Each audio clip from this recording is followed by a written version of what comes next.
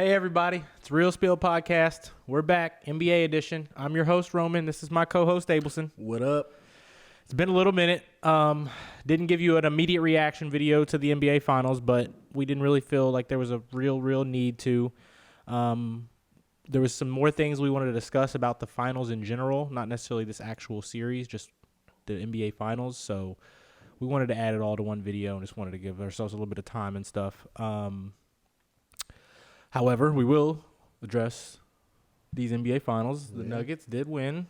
Went pretty much as expected. I think we called Nuggets in 5 or 6. Yeah, we both said Nuggets in 5, maybe 6. So yeah, prediction was spot on pretty much. A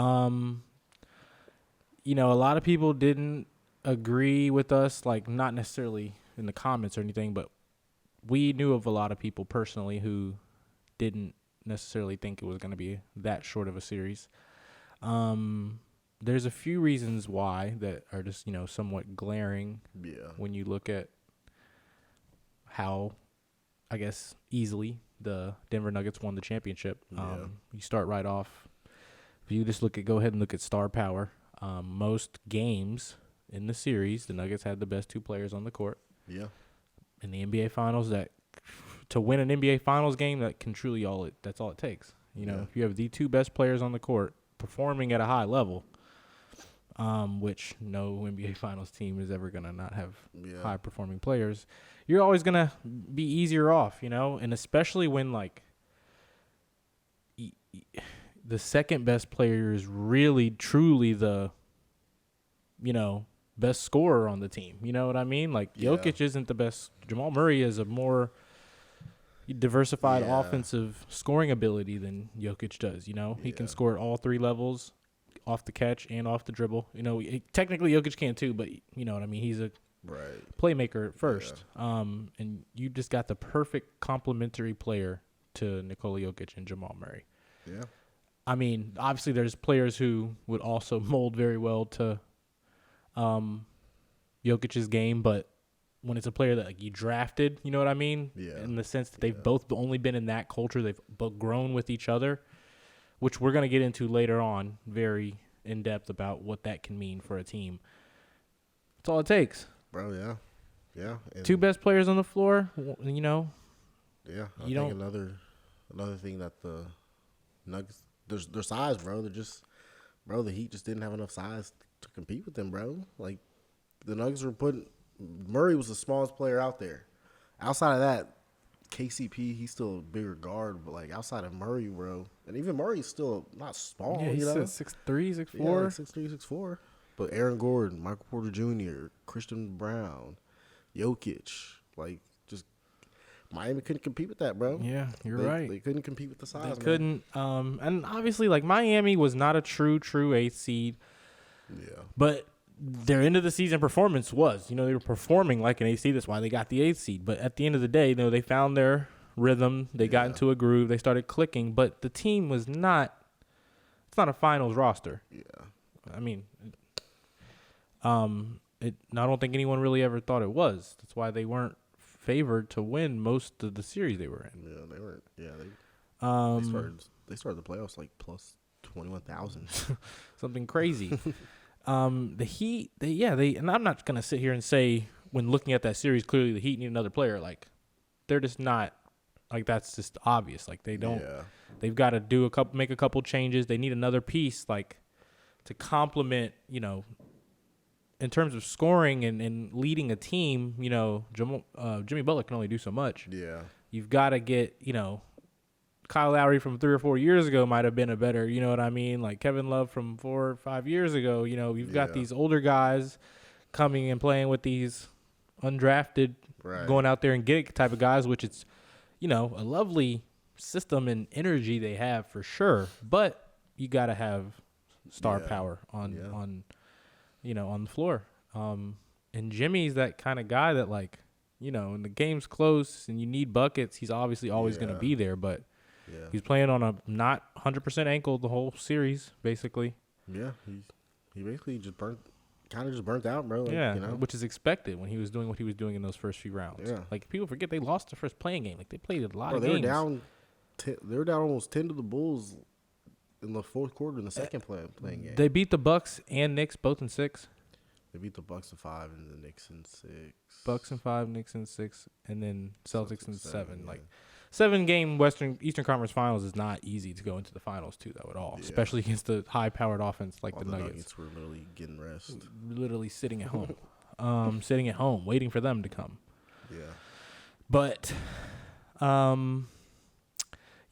Nuggets 2023 NBA champions. Yeah. There's a couple things we want to go into, though. When we look at the structure of a championship team, I want to ask you off the top of your head, and maybe you really only get to look at the last 4 or 5 NBA champions to truly, what it means to win an NBA championship in 2017, 2015, 2016 is different now. Yeah. I mean, partially because the Warriors aren't the same and LeBron's not the same, but scoring, defending, fouls, everything about the game has changed in so many different minor ways that the game is just different since then, especially come finals, It's partially like the 2 heavy hitters are gone, but not necessarily gone. You still have LeBron, you just won. LeBron was just in the Western Conference Finals, but they're not the guaranteed finals attendees like they used to be. Yeah.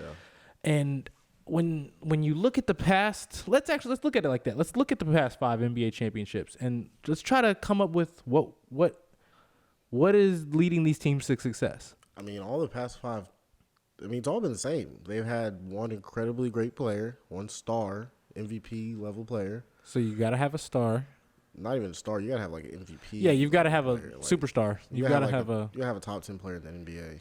Yeah, there hasn't been a team to win the championship in the last 5 years that didn't have a pretty solidified top 10 player in the NBA. And then you got to let's look at that before we go on to the next. Jokic.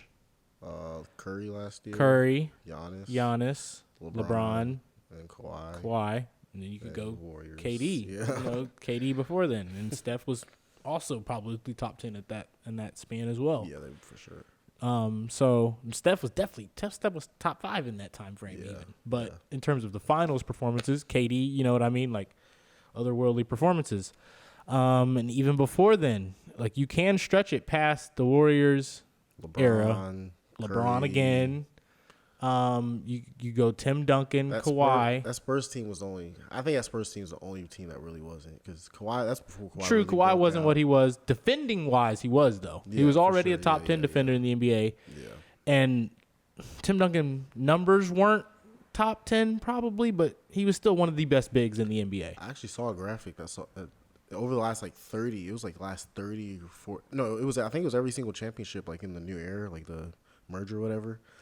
I think it was 7 teams didn't have a player who won MVP or had won MVP in their career. Every other NBA championship team had a player since the merger. So since the 60s, 70s. Yeah, that's crazy. It might have not been 7, but it was a very small percentage. No, yeah, because if you look at every single championship that we can just think off the top of our heads, all of them had a player who had won it. Yeah.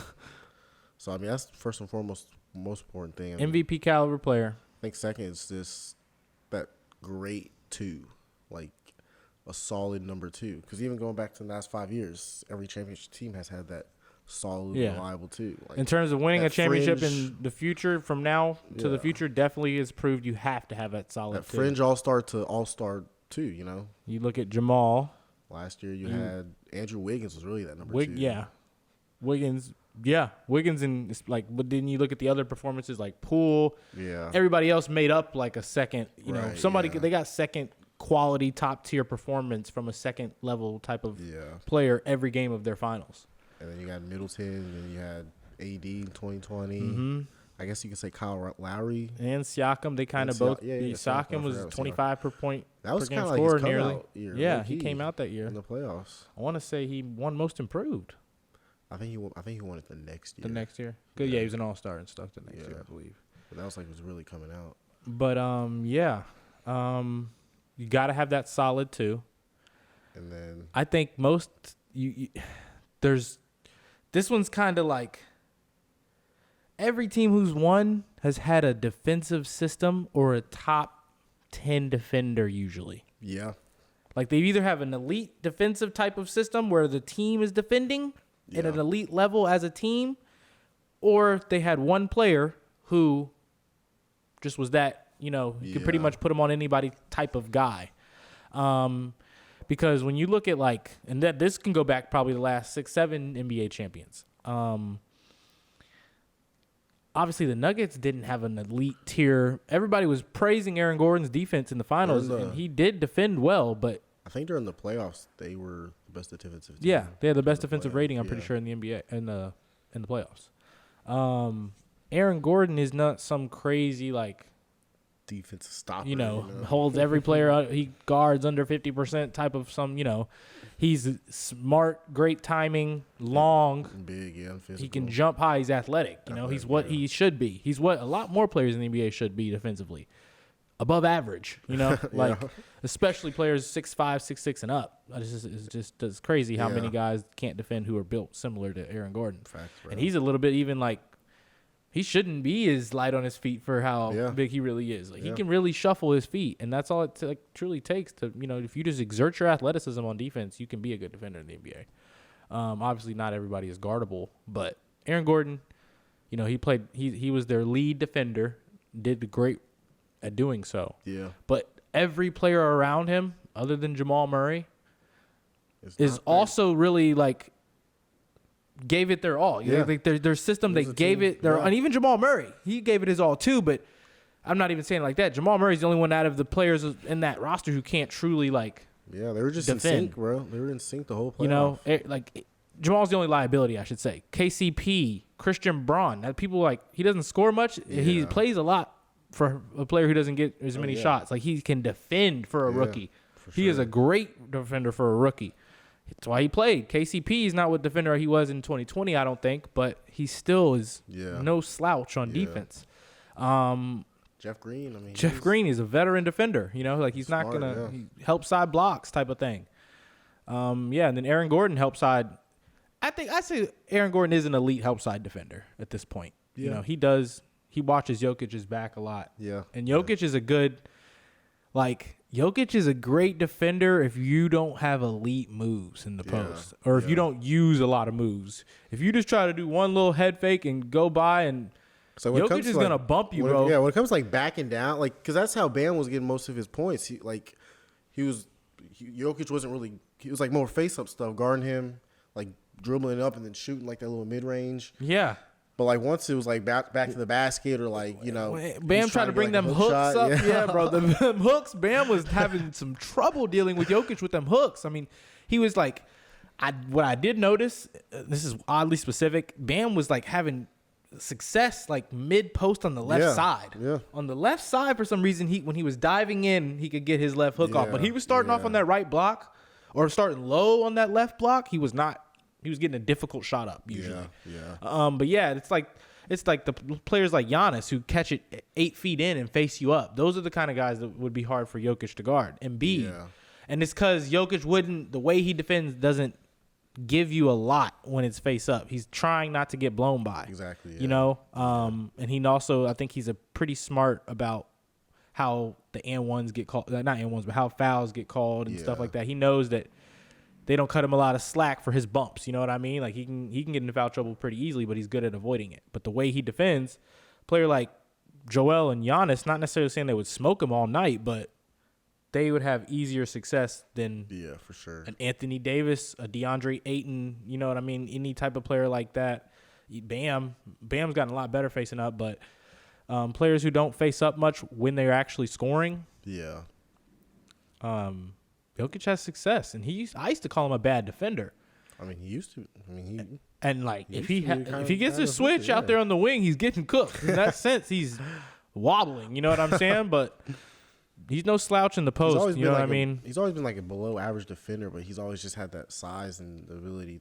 He's always been an okay rim protector. Yeah, just because. He guards he's big, he's strong, and he's long. And a rim protector in a true sense, he protects the area of the rim. Yeah, he's a more of a wall than a shot blocker. Yeah, but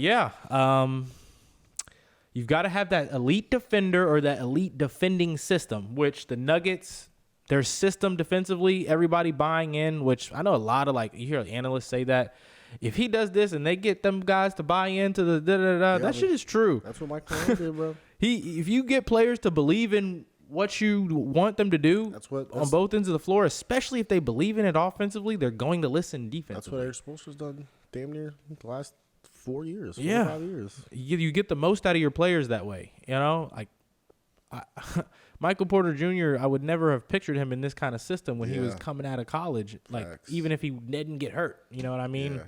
But was he a steal? It was a steal on both ends, bro. Yeah.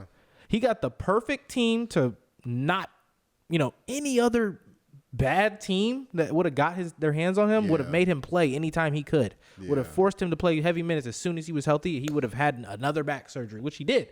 Yeah, he's had a back surgery. He's been in the NBA. He's had 2 since he's been in the NBA. 2 back ones in the NBA? Like, that just goes to show. Like, they took their time with him even through him coming in as damaged goods. Yeah. And now their damaged goods are paying off, lengthy, catch and shoot, you know what I mean? Not scared of the moment type of player they drafted low in the first round, like 23rd or something weird. Yeah, he dropped, He dropped lower than expected. Nobody thought he was going top 3 or anything like that, but he dropped low. They were a steal. They said it. They didn't think they'd get him there. Yeah. That's 3 things. Is there really like? I mean, I like to say. I think a great coach. I'm not gonna say. I don't think a coach can really help. It can, but like I don't consider Frank Vogel a coach. I was just about to say Frank Vogel. I don't necessarily, and I'm a Lakers fan. I don't think I think he's pretty. I think Frank Vogel is a pretty good defensive coach, but overall he's a B- C+ coach. He's not. That's really cutting him some slack. Nick Nurse wasn't a great Nick Nurse was also a young coach. He hadn't been head coaching that long. I don't think an NBA team. He'd been maybe in the G League for a pretty long while. I think. Yeah. But Coach Bud wasn't really. But at the same time, no unknown coaches go and win the finals. You're not going to win. Yeah, you're not going to win it. But even I think it's great to have a good coach, but I think as long as you have a good team, like Ime Udoka got to the finals his first year. Mazzulla got to Game 7 in the conference finals his first year. I think it's obviously good to have a great coach, but if you have a great enough team, I think you can lack on not having as great of a coach. Yeah. I don't think a coach is going to be the difference between a team winning and losing the finals. True. You've got to have one or the other, definitely. But I think the coach can make a difference. No, for sure. Yeah. Some coaches aren't losing that Game 7 to the Miami Heat roster with that Boston Celtic team. I don't think after winning 3 in a row, I don't see what's stopping a good coach from winning a 4th one there. Yeah. Even though it's never been done. Not necessarily saying Joe Mazzulla is a bad coach, but he's inexperienced. It was his first year. And Spoelstra was the best coach at the moment. So maybe no one was going to win that game, maybe. But I think the last thing would just be a great supporting cast. Yeah, you got to have good role players. Not even just in star power, but just in their role. That 2020 Lakers team, they didn't really have any role players that were blowing you off the court, but everybody just locked into their role, Yeah. And then this year, bro, I think this is the perfect example of a team. Literally every single player played their role as perfectly as they could in the finals, bro. Mm-hmm. Definitely, I agree. Yeah. 2019. But when you look at what he just said, it goes for the team that lost too. It goes for usually both to make the finals. Yeah. You've got to. Sure. We're not talking about to win necessarily. I'm talking necessarily to make it to the finals. Yeah. You've got to have those things. You have to. You can go back, and in this day and age of how scoring and defending is in the NBA, you've got to have those things. Yeah. Obviously, and I think we're gonna see, the 2011 type of Mavs team. You know what I mean? We're gonna get those teams in the future. I think it's more liable to happen now, just because we're not really dependent on that super team type style. Think about the Hawks. 2021 Hawks, right? Oh yeah, they made the conference finals. They made the conference finals and lost to the Bucks. Yeah.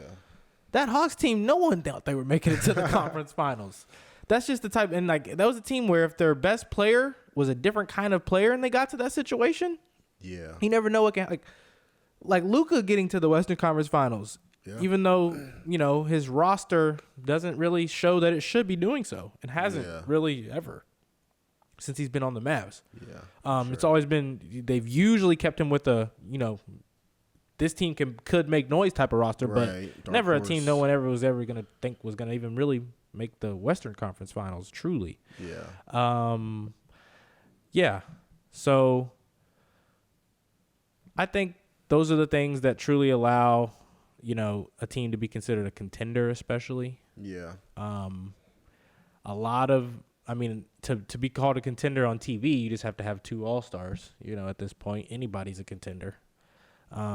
People called the 76ers, like, in the last year's offseason, like, as soon as they got Harden, yeah, they were pretty much like, oh, they're going to be serious contenders. You know what I mean? And even the first half of the season we just had, the first part of it, they were getting called that, and then they kind of picked it up at the end too and started winning more games, and then like, oh, okay, and then they, perform how they did at first and then shrink like that. Right, yeah. It's just they don't, I think, have everything we just named. When you look at their role players, like Tobias Harris is a great player, but yeah, they don't like really. Yeah, like the role players aren't like system buying into the rules. They're just guys who can shoot when they're open. Yeah. No, it's yeah. Like it takes a lot to make it to the conference finals, but to make it to the finals, it's not easy. You gotta have certain players to do it. Yeah, for sure. With that being said, who are the realistic contenders for next season? Like teams who truly is a contender. A contender in my eyes is a potential. I really like to say it's a guaranteed conference finals team. Yeah, I think a contender.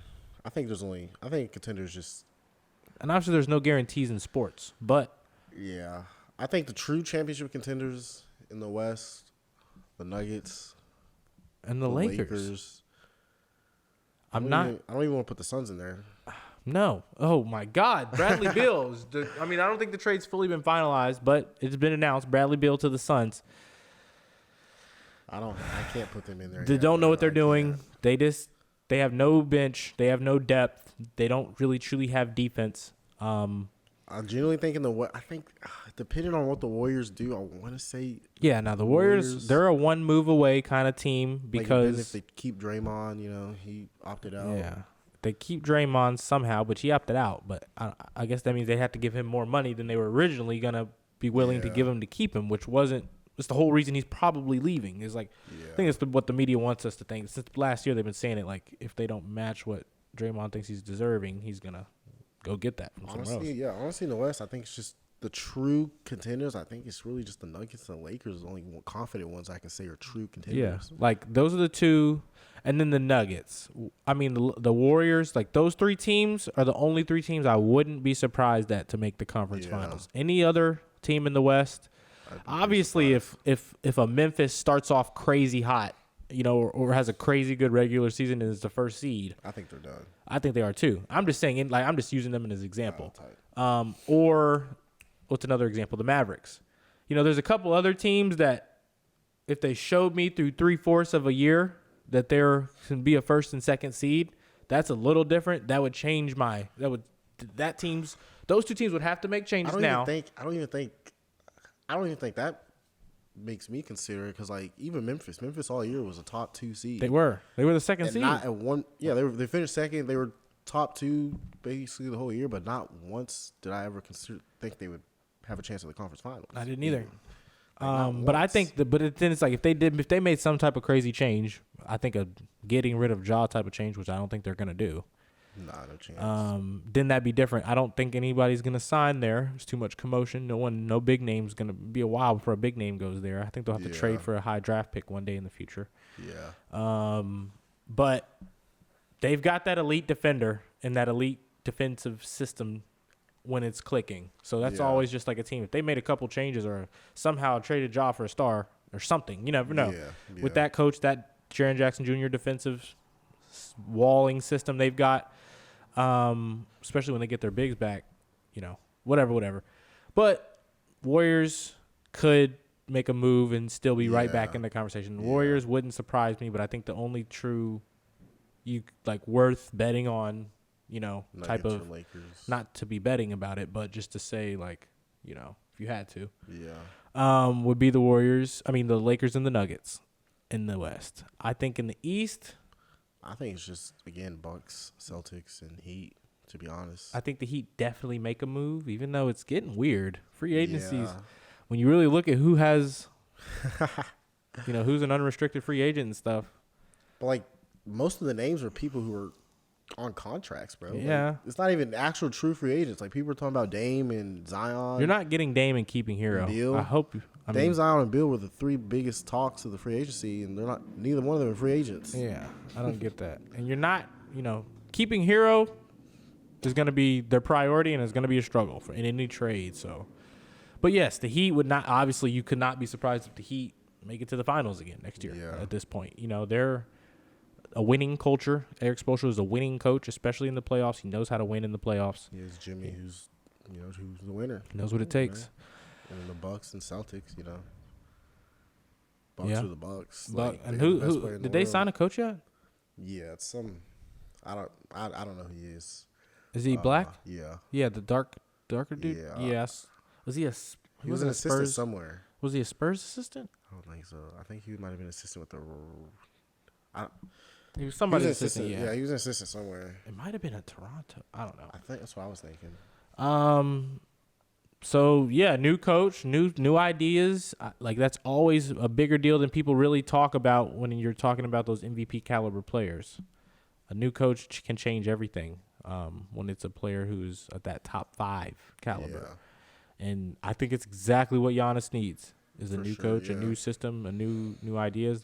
They really need to splice up the roster a little, but it's also weird because it's kind of perfect for them. Yeah, it's perfect, but it's also like they got the oldest roster in the league too. So it's like, and they also like, for some reason, Drew and Middleton in the last year and a half, like it just not year and a half, last half year, they kind of fell off. They just didn't seem like what they were a year before that, year and a half before that. They didn't get back to what we were seeing in the finals. Middleton could just never get right last year. Middleton could get right. I think Drew. I think Drew had a long off season or something, or regular season or something, because he just seemed like he wasn't like in the games they lost against Miami, bro. Yeah, Drew was bad. Oh yeah, he was getting cooked, bro. Like cooked. Jimmy was cooking him. Jesus. Like bad on both ends. It was weird. Really weird to watch. Yeah. Because Drew was always like, seemed to be like that guarantee. Like, he was the third option. He's that third option, just that safety net for him. Right. Both ends, really. But new coach, so we'll see. Celtics.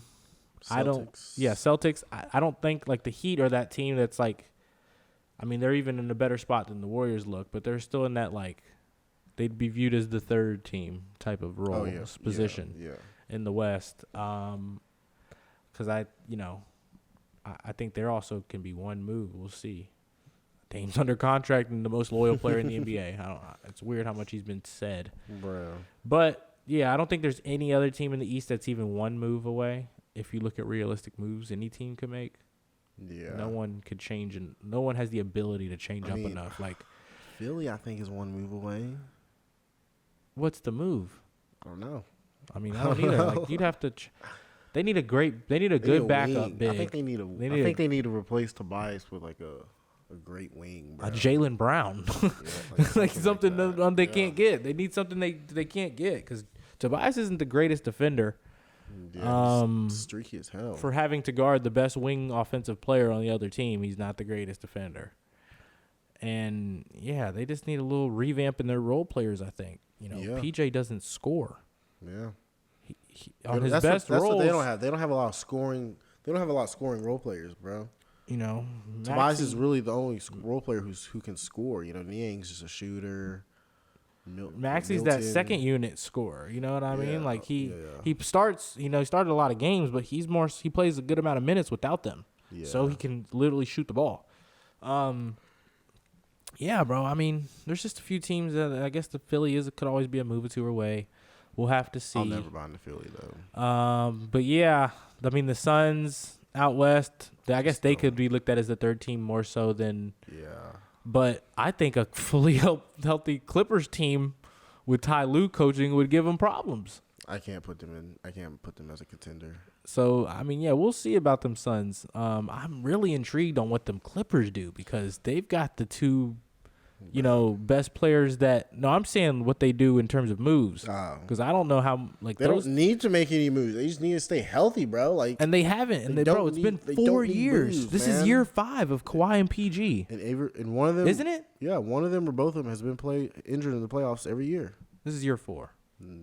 He played in 2019 for the Raptors, 2020 with the Clippers, 2021, 2022, 2023. This is year 5. Yeah, we're going into year 5. We're going into year 5, bro. I wouldn't be surprised. I mean, you can't.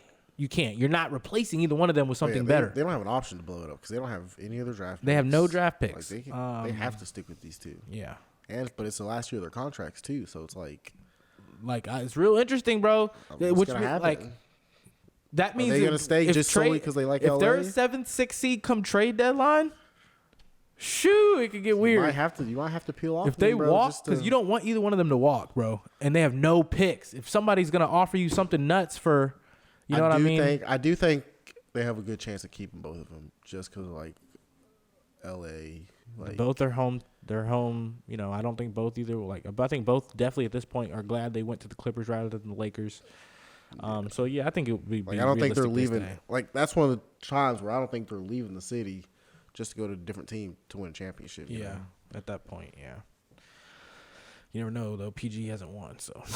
Yeah, I can see PG getting out of there, but I don't really see him wanting to leave LA, so that would get weird. But yeah, that's it. I think. You know, we might have to split those up. We'll have to just see.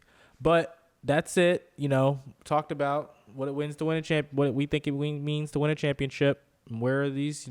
You know, that's how we come up with who we think has a chance. You all might disagree. Let us know what you all think in the comments. Who is a guaranteed couple contenders for you next season, and who's a dark horse for you? Let us know in the comments. Give your dark horse. Western Conference Finals and Eastern Conference Finals dark horse team. Like just one team? One team. Our dark horse in the East. We haven't seen any offseason moves, so it's kind of dumb to say. I have no clue in the East. Like, I don't even want to say. Cavs, maybe? I want to say Atlanta just because I heard they were willing to shop DeJounte. So I think they're willing to make some moves. I think John Collins started liking playing there again. Yeah. And that could get interesting just because they've got size there. So you never know there. Dark horse in the West, I'd probably say Clippers. Yeah, I could go there. Clippers, East, for sure. East, I have no idea. Like, Cavs, I guess. I don't know. Cavs folded, bro. Second year in that system, I don't know. That's it. Reel Spill Podcast NBA.